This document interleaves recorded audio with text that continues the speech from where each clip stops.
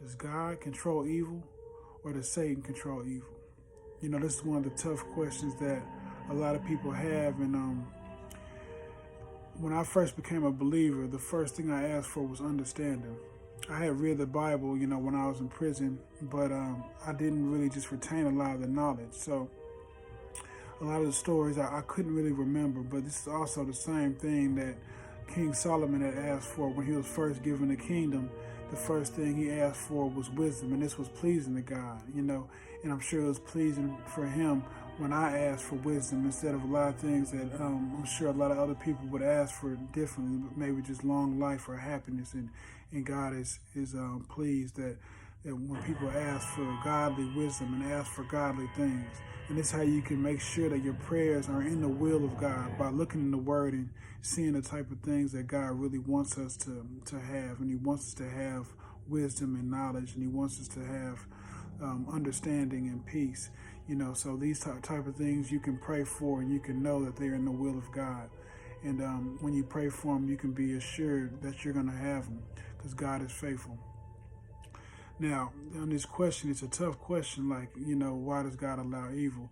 And first we have to understand that God didn't create evil. He's not the author of confusion. He's not the author of evil.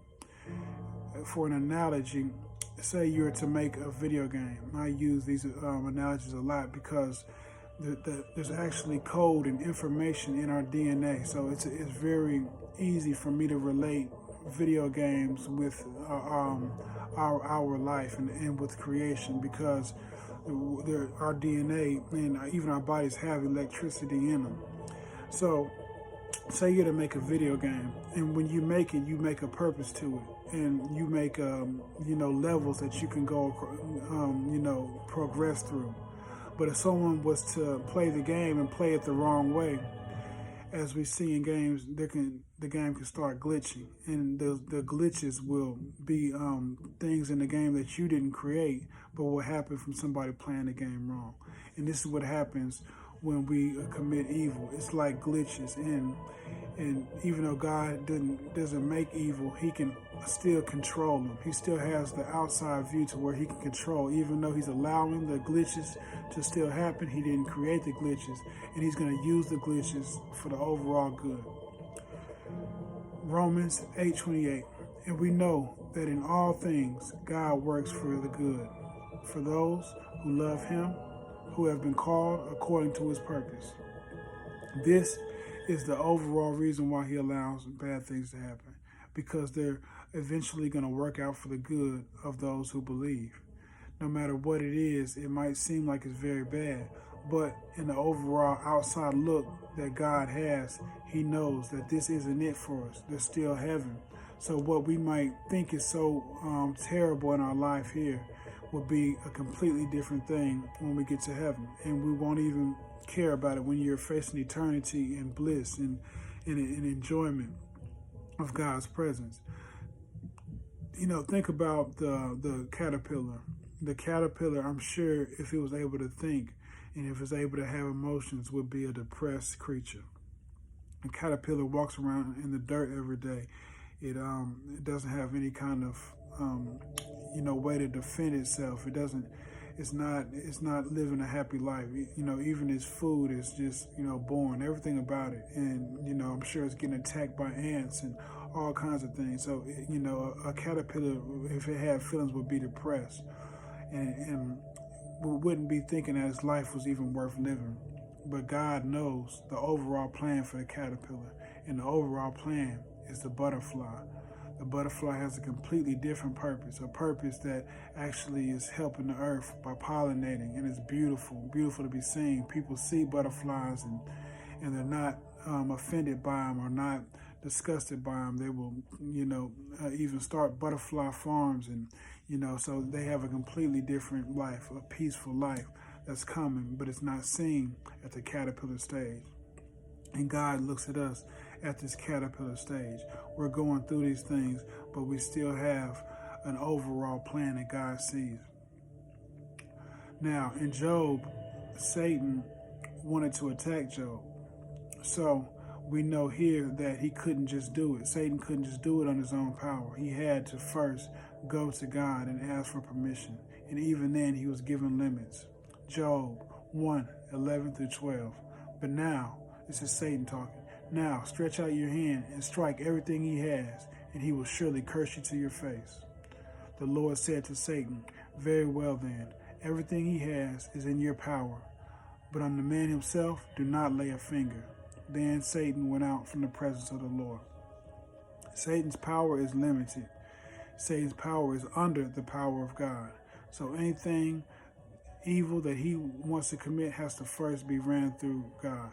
So as a believer, the first thing you need to think about whenever something evil has come your way, or whenever something wrong has happened, or whenever you've lost somebody, you need to think about how this might be for the good of you and how this might be for the good of others, because it's not always about you either. Sometimes something bad may happen to you, but it might be for the good of other believers in the long run. There's a ripple effects. Now, Job lost his family. Job lost all of his possessions.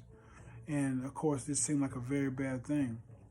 But of course, Job will be able to see his family in heaven and enjoy them in heaven.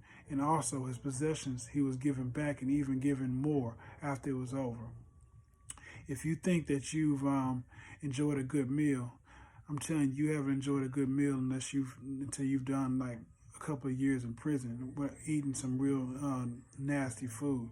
And then when you get out, you will understand how it really feels to eat a good meal, because there's no comparison to that meal that you eat while you've been free your whole life, and you're eating whatever it is, a steak.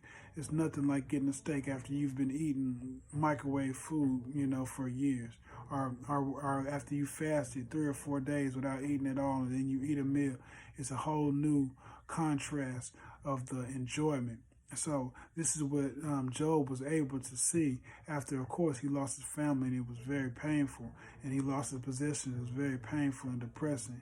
But then he was given a new family and also given new possessions, and he was able to enjoy them to an even higher level. And this is what we have all waiting for us in heaven also. We have a whole new level of enjoyment. So the more your pain is, the more pain you have in this life, the more enjoyment you'll have in heaven. And this is why the Bible says, the first shall be last and the last shall be first. One more verse.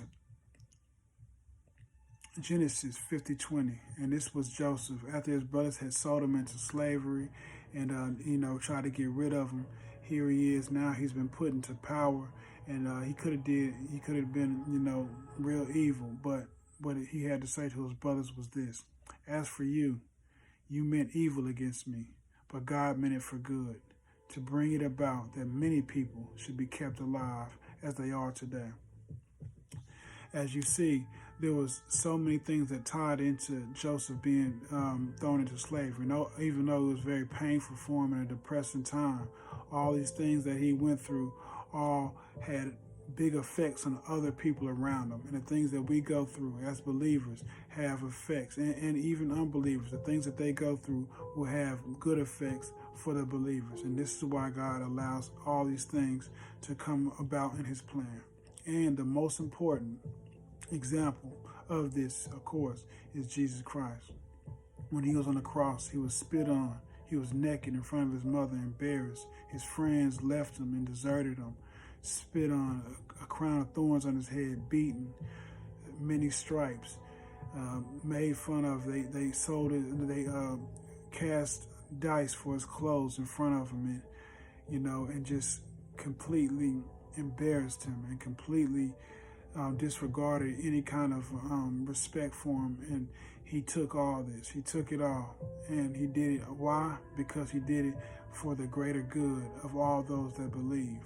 So all the things that happen, no matter how bad they may seem, there's a plan. There's an overall plan that God has for us. So yes, God is in control of evil. And yes, he does allow evil, but he's not the creator of it. He just allows it. He allows free will, and he allows us to control our lives.